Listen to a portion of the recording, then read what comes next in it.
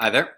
I'm Jeremy Beach. I'm looking to get my specialist degree in educational administration. Currently, I work for a nonprofit organization called Guadalupe Center. Specifically, I'm a part of their education branch called the Guadalupe Educational Services. We have a K through 12 program in Kansas City, Missouri, that predominantly serves the West End Latino community. We are about 97% Latino at my school. I teach at Alta Vista Charter High School, which serves 9 through 12 of our students, 390 students. I teach Chemistry 1 to sophomores and then Chemistry 2 to juniors and seniors.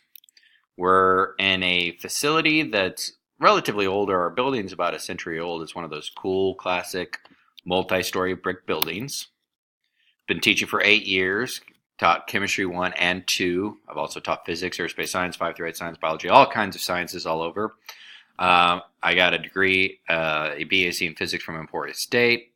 I went back, got my bachelor's of science in geology from UMKC.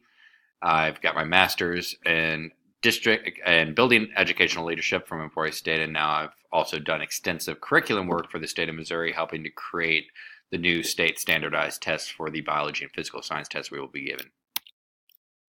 Some things I expect to learn from this course, and I think it's going to be extremely useful and very practical in the logistics of what often has to happen for a superintendent, is because facilities are a significant part of that.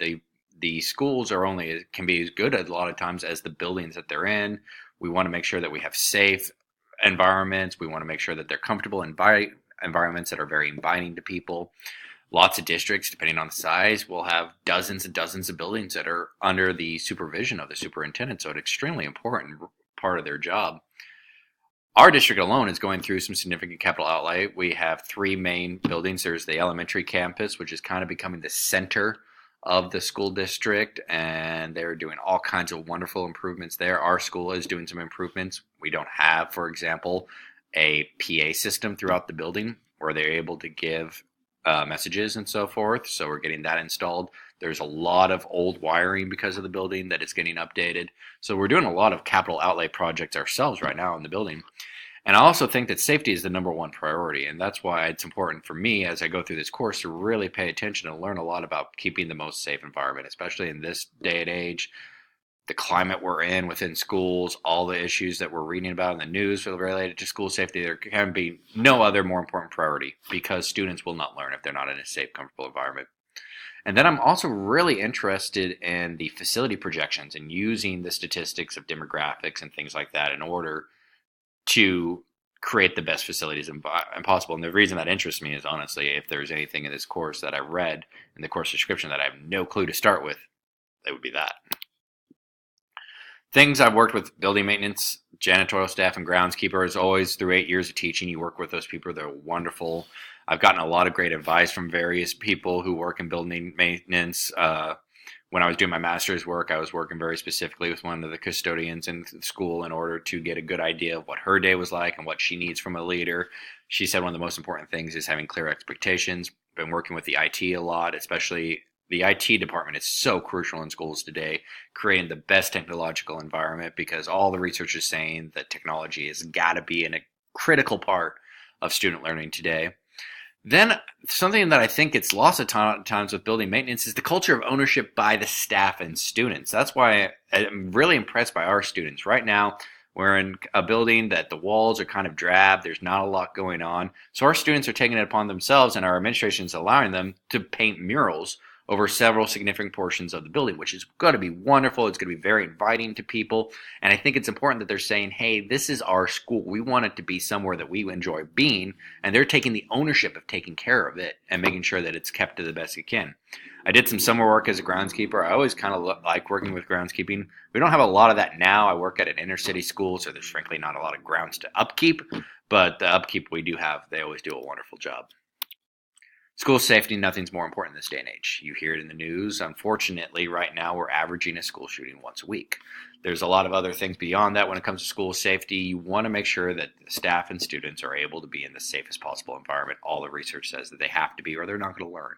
Some things I did when I came to this school are safety procedures were not very well written out. They need some revision. They needed to be specific for our building because they were still written for the old building we were in. So I volunteered to be on the council that did those revisions and worked to make sure that our safety procedures are detailed and make sense for our building. And then I've had many in-services throughout my 8 years of teaching where I've learned a lot about safety and specifically, I worked at a school district that brought in the Department of Homeland Security, and we got a debrief from them on many school safety related issues, and that was a real eye opener as well. Transportation, you always have to work with the transportation organizations. It's very important. We work through a bus system that serves many school districts within Kansas City, Missouri. I've had to organize field trips and coaching basketball. I had a lot of work with the transportation, making sure that we get those facilities.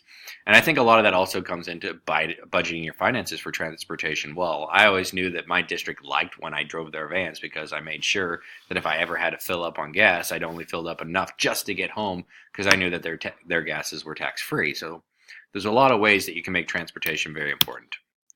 In conclusion, we know the superintendent wears many hats. There's some very obvious things when it comes to data, student achievement, test scores, things like that everybody sees that the superintendent obviously has a very significant role in. But one of the more unsung roles is providing that safe and comfortable environment, and that starts with the facilities.